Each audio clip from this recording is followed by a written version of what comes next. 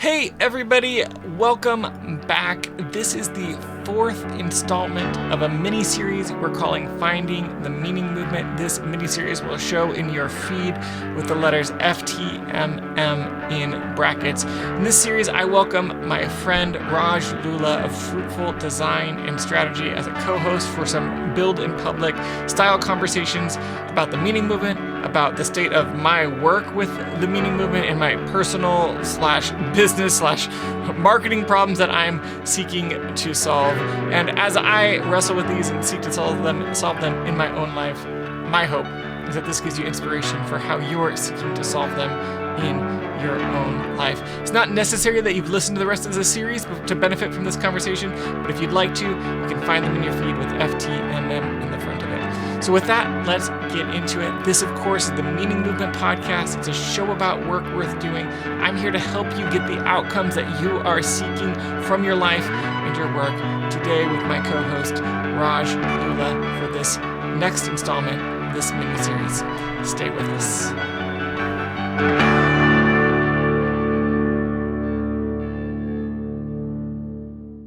There's a big problem that's changing everything about the world as we know it: carbon and the impact of humans on the earth. We talk about it with words like climate change and global warming. But there's just two really important things that you need to know about it. First, this is an overwhelmingly big problem. So much so that it's likely that you feel as though your choices don't matter in the face of it. Second, that overwhelming feeling that I just mentioned, it's intentional. It was put there by design. The industries that make the biggest environmental impact have a vested interest in you feeling overwhelmed and powerless. They've marketed, lobbied, and schemed to create that feeling in all of us. In short, we've been lied to. But here's the good news. There's a lot you can do to make a difference. And the other good news is that there's still time. The Carbon Almanac is a book and project about these problems and what we can do to solve them. It was created and run by volunteers on the premise that it's not too late, but none of us can fix this problem on our own.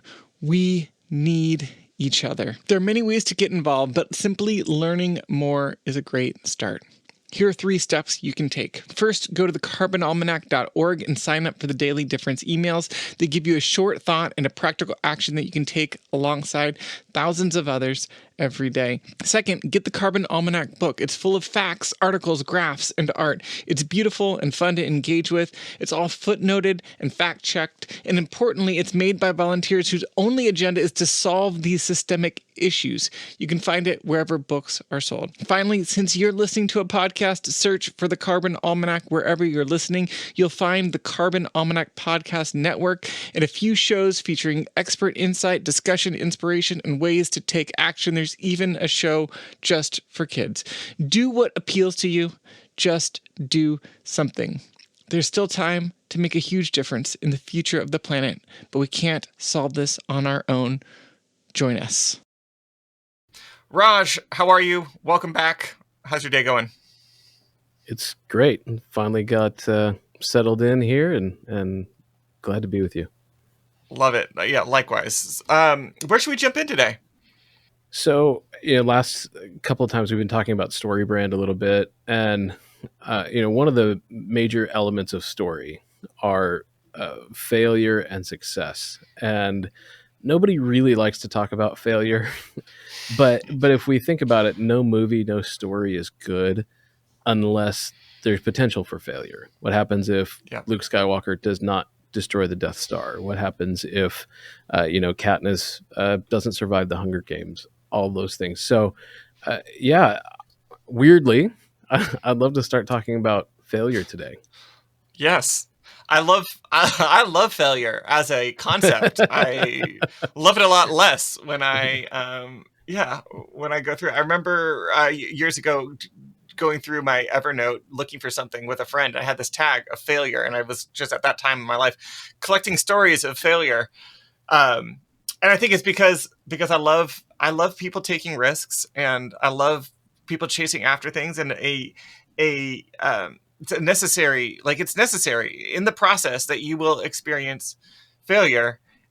And so I think, giving more attention to that, highlighting that is work that I'm a big fan of. But again, like, but then sometimes it really hurts, right? And then you're actually Yeah. in it, and it's hard. It has so many repercussions, and affects your mindset. It affects your energy. And so I guess I feel like part of the conversation of failure is also a conversation about resilience and getting back up. Yeah. Isn't that the insidious thing about failure is it'd be so easy to just write it off as it's pain, let's avoid it. But the fact is it's this bittersweet thing, it's this teaching thing, and Mm-hmm. it makes us learn probably better than any other tool or experience that we have. Yeah. And yet we don't like it because it does come with Yes. pain, and it's very unnatural for us to embrace that. Yes. That's incredibly difficult. So, Yes. um, 100%. yeah. So, in talking about failure today, let's start with this. I think there's lowercase f failure, and then there's capital F failure. Yeah. There's I failed at a particular initiative or venture, but I've still got wind in my sails, live to fight another Mm-hmm. day. And then there's big F failure, which is kind of ultimate, and I didn't live my life well. Yes. One of the things we talk a lot about in StoryBrand is that when you're building a brand script, when you're helping somebody kind of script their business, we actually almost exclusively focus on the small F failure. And we don't, because if you if you tell somebody that if they're buying Tide to get grass stains out of their kid's soccer uniform, if you tell them that if you don't buy Tide and the kid has grass stains in their uniform, then they're going to be socially ostracized. They're not going to get into the college that they want. They're probably going to end up homeless or struggling for the rest of their life, maybe an addict, and then they're going to die early. It's like, oh my Yeah. gosh, that is dark. No one is here for that at all. No, that got dark fast. Yeah. But if you go small F failure, which is near term and is about, okay, well, what if this just doesn't work? So what if I Yep. forgot to buy Tide at the grocery store and my kid has grass stains on their uniform? It's like, well, the near term failure of that, the small F failure, is embarrassment. It's Yep. not doing our best today, and that's it's pain to be avoided, but it's not fatal. It's something that, okay, Yeah. well, we'll get it next week. We'll try again. So you are kind of an expert in failure, and I don't mean that Oh, by thank you. Thank you very much, Raj. and I don't mean that by experience, but you've just failed so But that much more too. than the rest of us. But um, no, but you're an expert in failure because you help a lot of people through failure or what they Mhm. perceive to be failure. Mhm. And a lot of times, I was just telling you before we started recording, we get to these moments where we go, "Oh my gosh, I think I've hit the end of the road. I don't Yep. know. I literally don't know where else to go from here." Yep. And sometimes the answer is right in front of them, or they're just about to take that step that is the right and best one. Yep. And so, can you talk to me a little bit about that? Like when people engage with the meaning movement or the calling course, or even just you personally, I know you've coached people personally before. What are they experiencing when they get to that kind of realization that they're failing, or feeling even that they're failing? Yeah. I'm trying to like take myself out of the equation because I feel like I'm talking to myself here, and as soon as I start Yeah. talking to myself, I have a lot of resistance to it. But let's say I'm talking to someone else about their failures, not my mountain of failures. What they're experiencing is a emotional pain. I mean, just to Hmm. define it, emotional pain as as a result of unmet desires. So there's something that Mm. they want or they've wanted, that they put action and resources towards, and the result was not what it was not the desired result. And I think where it gets really tricky and where there's a lot of overlap with everything that I'm trying to do with the meaning movement, invite people to with the meaning movement, is the more you hope for something, the more desire you let yourself have, the higher the level of disappointment, the more Mm, and more emotional pain can result as can result from that failure. And so, in some ways, I guess really what I'm inviting people to is to open themselves to the possibility of more pain and more failure by pursuing, more deeply the things that we want in the yeah. world, and a life that we want to be living, at a deeper level. So that's Yeah. that's how I begin to talk about it. So Dan, part of my question is, if there's some people who say that the way to have everything you want is to not want anything, then why are you inviting people to have desires, to have dreams and chase them?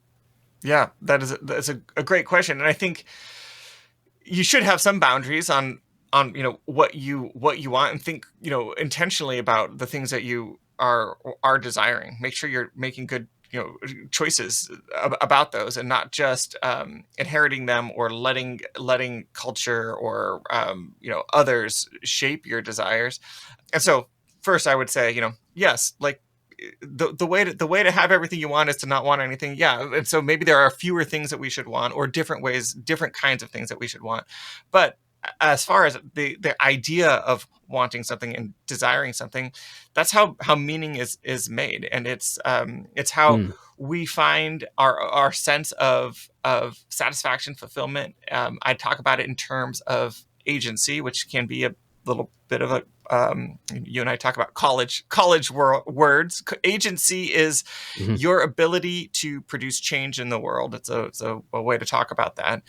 And so the fact that we can push a push a boulder and it rolls, like that's your agency in action.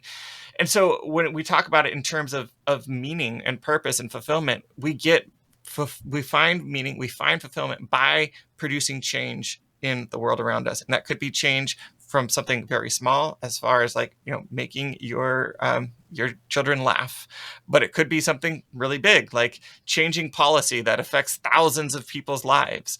And that's where we find meaning. So the invitation to desire and to focus on your desire is an invitation to be more intentional about the way you're living in order to create meaning in your life. So Dan, I love the way that you described failure and people experiencing failure as emotional pain as the result of not getting something that you desired or wanted. Yep. But one of the problems is that we, as a society, don't really deal with emotional pain. We Yes. obfuscate it a lot, we hide it a lot, and so for you personally, we're building this in public. So for you Mm. personally, when you started to feel burnout, when you started to feel this sense of failure, what were some of the cues that you were experiencing emotional pain? How did you know? Yes, yes. There's two things I want to say about this. First, I want to talk about just the society piece, just for just a quick second, because I think our as a society, we don't deal with emotional pain well. And one of the outcomes of that is people that stay at jobs way longer than they want to, even though Mm, they know, they have this feeling inside them that there's more for them. But in order to actually take that step, like, that's a perfect example of having a desire and then being afraid of that possible failure of stepping towards that desire. And so we just stay stagnant instead of continuing to grow as people, and continuing to become more of who I believe who we're made to be. For me personally, to go back to your question, um, I think it was really highlighted by the fact that I have a lot of desire for what the meaning movement is about. This is in many ways a passion project. I want to help people around finding meaning and purpose and fulfillment, satisfaction in their lives. That comes from my own story and struggles with that. So there's a lot of good, real juicy meaning stuff around that for me. So the desire is there, but there's has been a disconnect between what it would take to go from where the project is right now to really embracing that and fulfilling that desire in a bigger way, which means helping more people, which means me spending more of my time on it. All of those things, which, as I think we've talked yeah. about, like, one of my goals for the project is for it to be a primary income source for my family. And so I guess what's brought it up for me, and where I've come to realize it, is like, I know that there are things that I need to do to go from where I am to that version of the future, but I have a lot of hesitation to actually take them on. It feels Yeah. like my energy, the energy hasn't been there, even though I know at some level that's where we need to go. Yeah. So the energy to do the things you need to do, even the things you want to do, was lacking. Yes. You talked in the first episode about your friend calling you out lovingly about being short with your kids, and use that word under resourced. I thought that was really Yes. good. What else? Like, what else were you experiencing that, because we have to experience a fair amount of pain, I think, especially as men. And I know it's a stereotype, but there's lots of stories of men Yeah. ignoring chest pains until they drop dead in the grocery store, because Yeah. What were the other how we're built in what this were the other society. symptoms? Yeah, Yeah. I What, think. what were some of the other things? Because people listening might be experiencing this and go, "Oh, I'm fine," and then they go, "Oh, I'm pretty short with Yeah. my kids. I'm struggling to have energy. What else are we looking out for? What did you experience?" Yeah. I think I've felt a very fractured. Maybe that's a good word for it. Fractured sense of my work, like that. I have I Mm, go in a lot of different directions. Some of that I think is just who I am, but at some point it has come to the point where it's just like, I just feel like I'm doing too much and not doing enough well. yeah. And so I have this desire to like consolidate, bring things together, unify my work as much more so than it has been. Um, and just a dissatisfaction with the current state of things. Like, Yeah. if the meaning movement is just going to be, a side project with a small to medium size reach, like, that's fine, but it's not like and I don't know if this is grandiose desires of my ego and my personality, but like, I want to move the needle on something in the Mm, world, and I want to give my time to that. And so I think there's just a growing dissatisfaction with the current state that also, I guess, has kind of helped push me over the edge. And then the other piece is just about time, that I'm at a phase in life when I'm poor on time. I have three yeah. kids, 6.5 and under, and anything that I'm doing is time that I'm not spending with them. And so I need to be more intentional with my choices than I needed to be 5 or 6 years ago when I started this podcast, for example. Yeah. Um, and so that's another piece where it's like, okay, this either needs to scale up or scale down, but like, existing as is just isn't really an option anymore. Yeah. Yeah. I'm gonna ask a tough question, one that requires a lot of honesty, personal honesty. Where have you failed with the meaning movement? What things haven't gone the way that you wanted them to? I think a lot of well, the first place that comes to mind is product. Every time I've launched a product, and there's been many. I have, the calling course, which I've told that story a bit. Future Builders, which is a course that haven't been selling in a long time, which is about habits and goals. I have operating instructions, which is about goal setting. We have I created a poster that I was selling. I've tried to launch some cohorts at different times. Um, all of those have generated some interest. Most of them have generated some income. They all have been, I feel like, if there was something in baseball that's less than a base hit, but still helpful to the team, that's kind of where it feels like, like, that's kind of what it feels like it is. It's like, okay, this isn't a total failure. And I think that's some of the challenge. At least that's the story I've told myself about it. Yeah. I'm curious to hear your thoughts actually on this. Um, Not a total abject failure. I didn't totally strike out. But it's also definitely not a home run, and probably definitely not, didn't get more than one base, and I don't even know if I got to the first base. And so it's Yeah. just like this kind of state right between, like, not, I can't call it a total failure and I can't call it a success. So it's just like, well, that was what it was, and it was disappointing. you fouled it off, and Yeah. so it kept you at bat, but Yeah. it's not successful enough to go, okay, we're making progress. Yes. Yes. Would you Well say said. that's the right analogy? Yes. Yes. I don't know enough about baseball to find the right baseball analogy, but that sounds right. Yeah. So you alluded to it, but I want to call it out specifically. There have been a lot of little f failures with the meaning movement. I think Yes. the launch of the calling course, as you've said, it has not reached as many people as you believe that it should. A number of other products as well.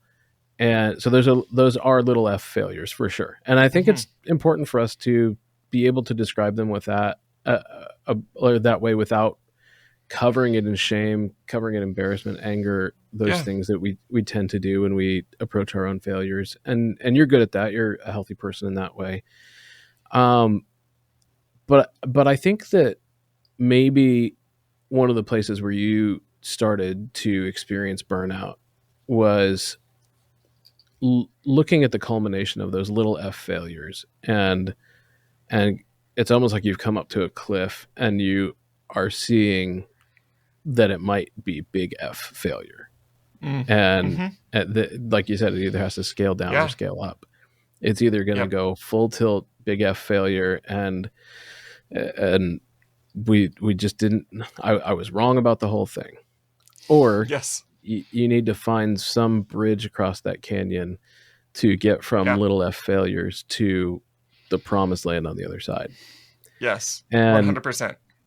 so in your mind, as you have done that, as you've kind of totaled up those small failures and worried about big f failure, we're going to go to the place that StoryBrand doesn't normally go, because that's part of the work that you do, which is helping people identify whether or not little f failures are big F failure. Yeah. So for you, with the meaning movement, with your own work with your life, what would be big F failure? There's a couple directions that I would go with that.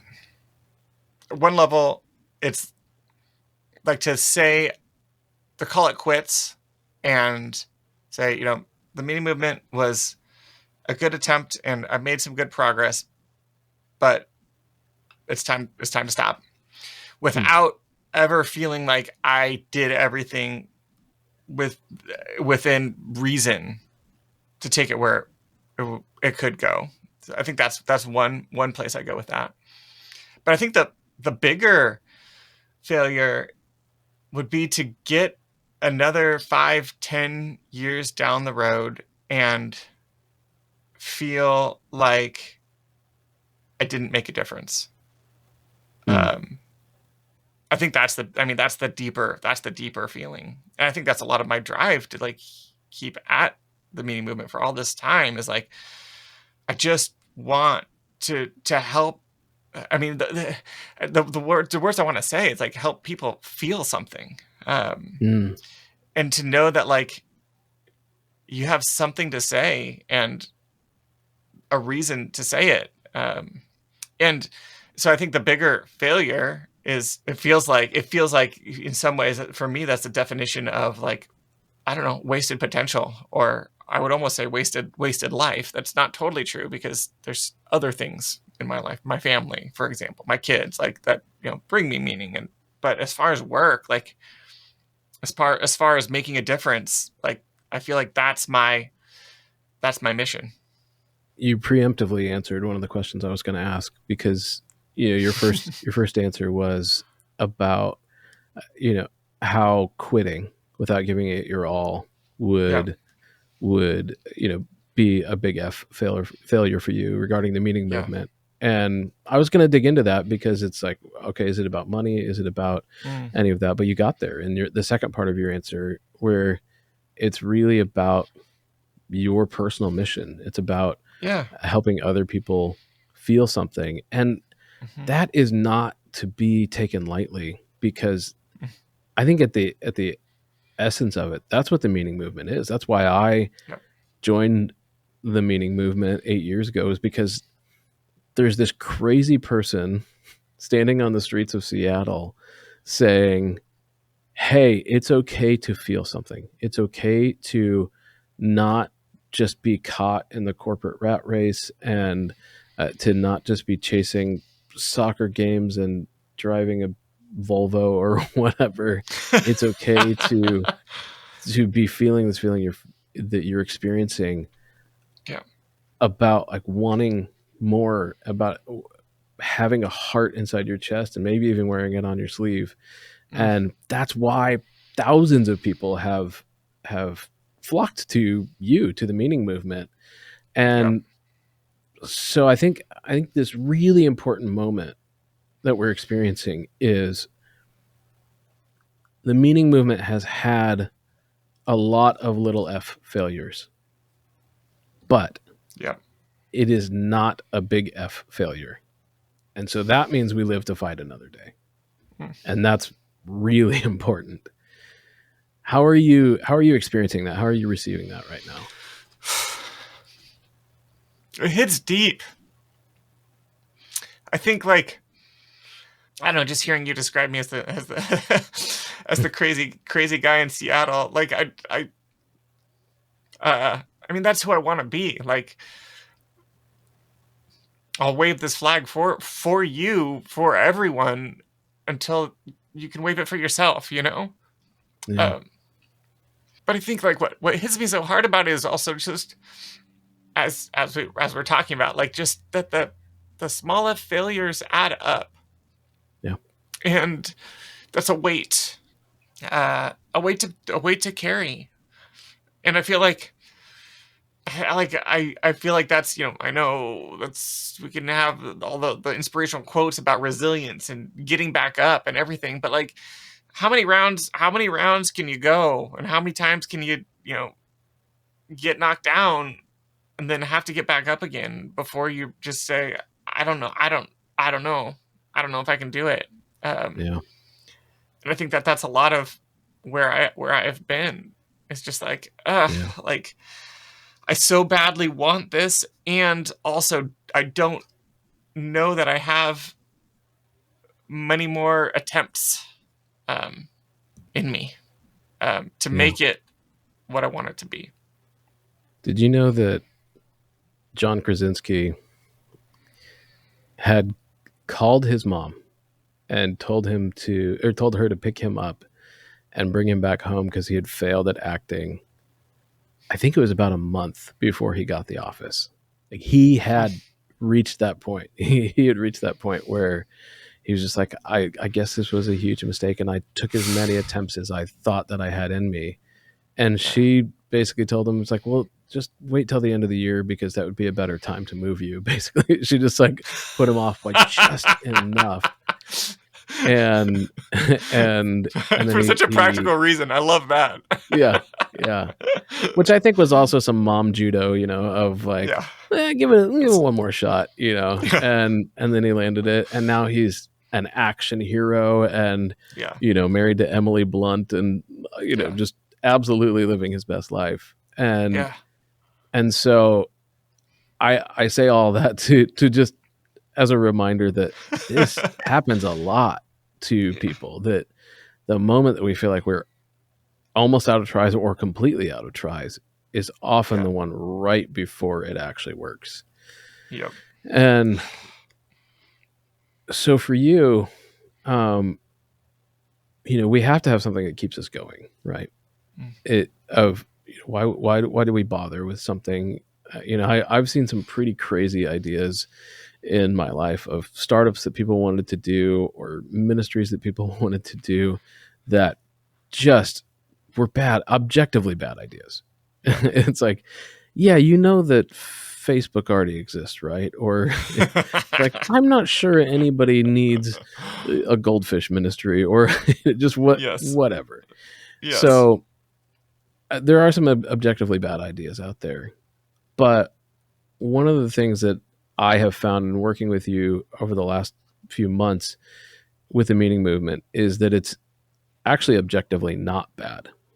And that all comes from a story that you told me about how all of this got started with the one-on-one coaching. Mm-hmm. Can you tell me a little bit about what both the people in the one-on-one coaching and the handful of people who've actually gone through the calling course, Yeah. what have they experienced in Yeah. their lives? Yeah.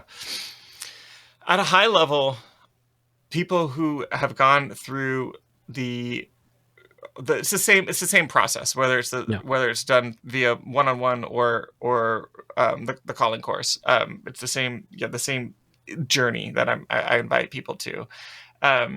What the movement that takes place is typically some sense of feeling stuck, lost, uncertain of where to apply their focus, their efforts.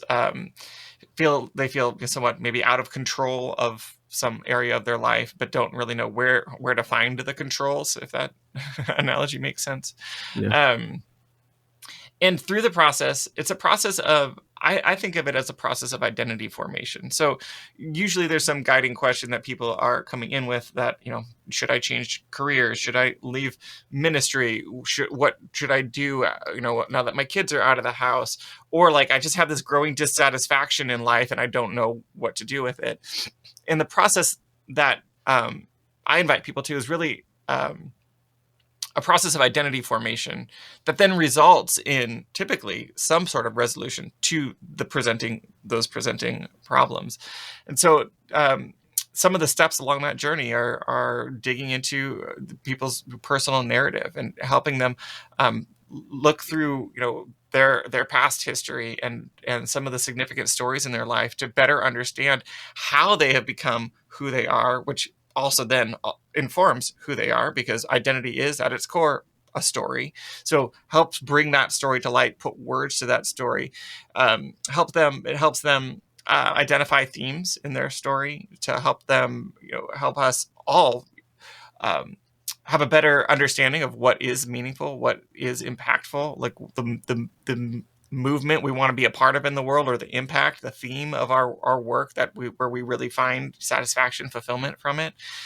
And then invites them to a process of iterative experimentation around those themes. And so to put that in more simple words, like trying things, try just an experiment. Okay, what happens if we put Dan in a situation where he gets to do more of this or that kind of work, and how does that feel? And then let's go back to the drawing board with that data and see how that affects how we think about our next steps and what our next focus and the focus of our next couple months should be.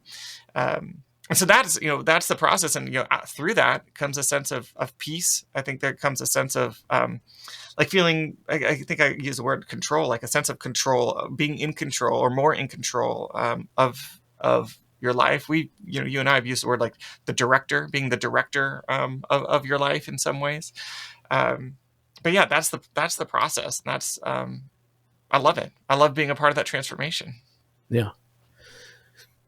And have a lot of people asked for refunds? Like, is this, does this format not work? Does it work?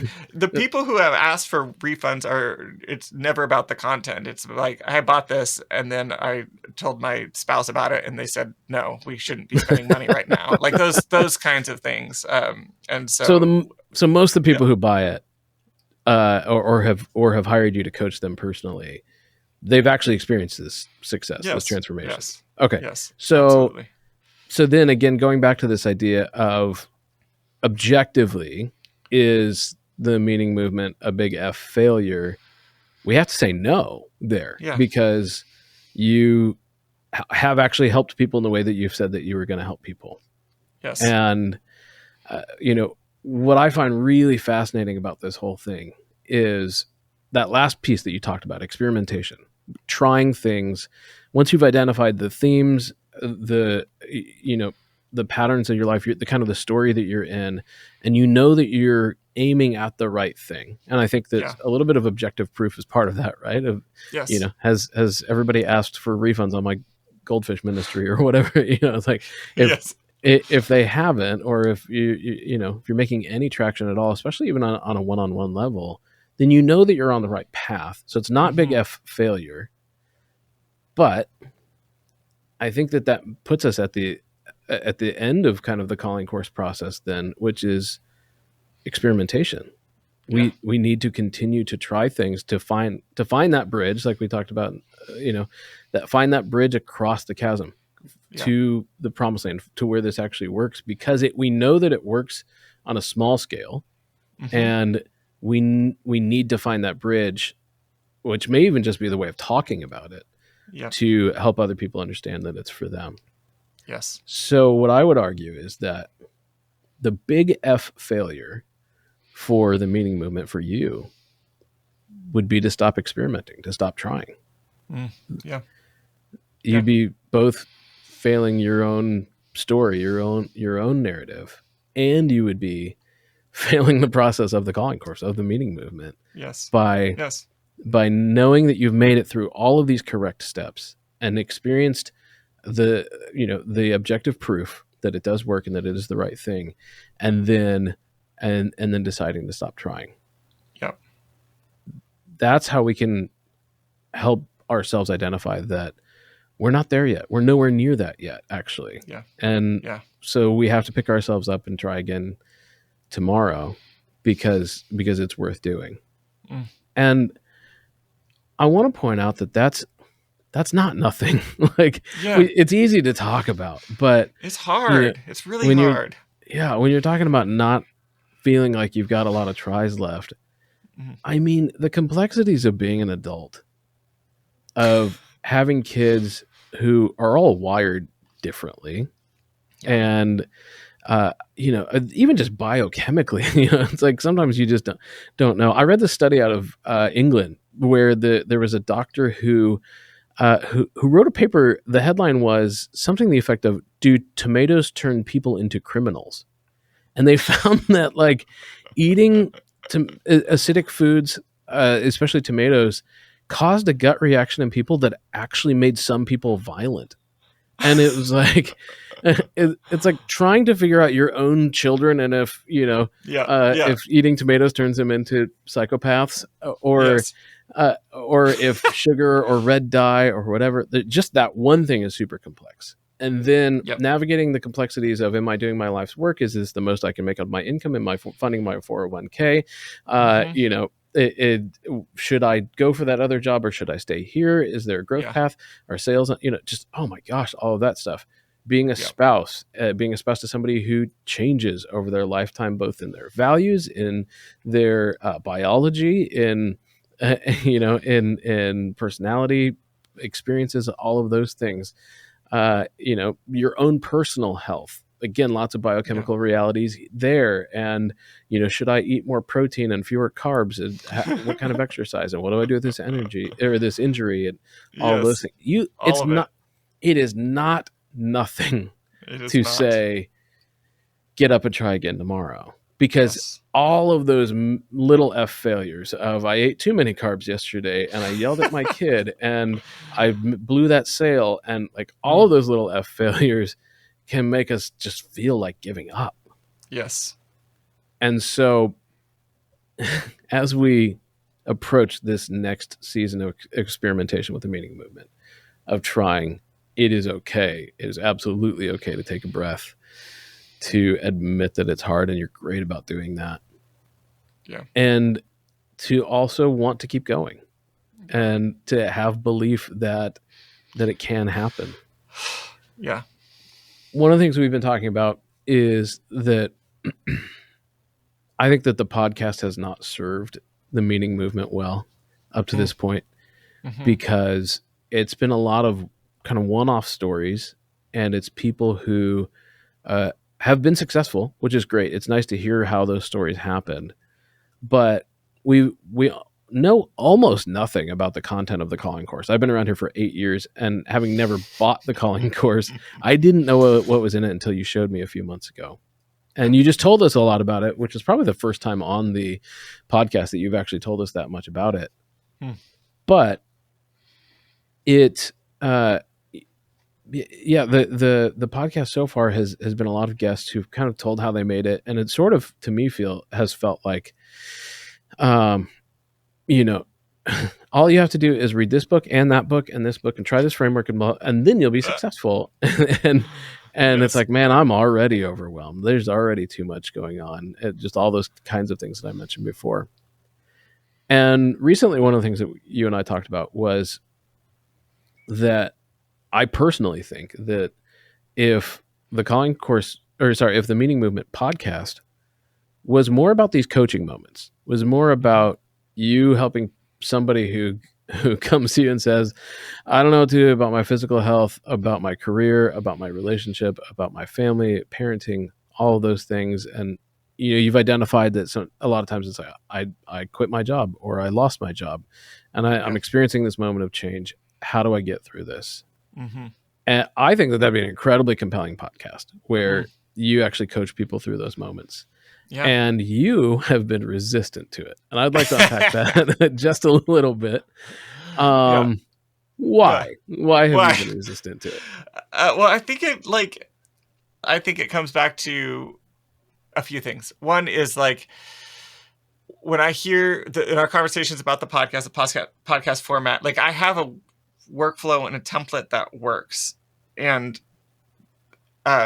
to make a change to that, well, that's what you're saying. Yes, does it work? It does not work as well as it could. And so the hypothesis here is, if we change the podcast, will it result in bigger changes to helping people more engagement, all of these, more engagement from listeners, all these things. And it's hard for me with all the small F's that I'm carrying on my back of those failures to be excited about bringing on a change, of implementing a change without and just risking another F to throw on that pile. And I was talking to my wife about this, and saying what some of our discussion and possible changes. We were kind of brainstorming different ways that we can go about making some of these changes to the podcast format specifically, and more content, maybe more co-hosted content, all these coaching, all these things. And I was talking about my resistance, and she was like, so you want to change the Meaning Movement. It needs to change, but you don't want to change anything. I was like, yeah, I guess that kind of sounds right. And so I think it's partly a product of the burnout and just feeling like it feels heavy. But in spite of that, I signed up for this.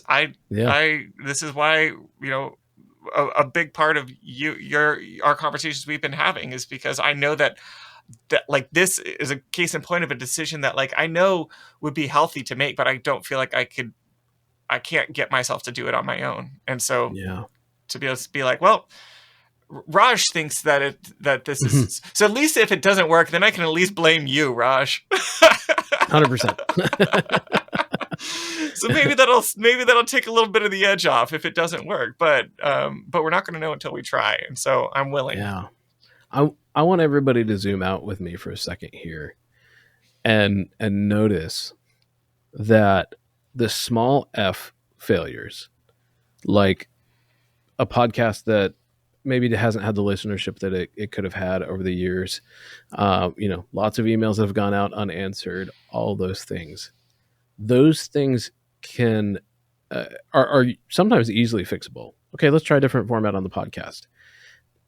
But they can also put us in danger of making the big F failures ourselves.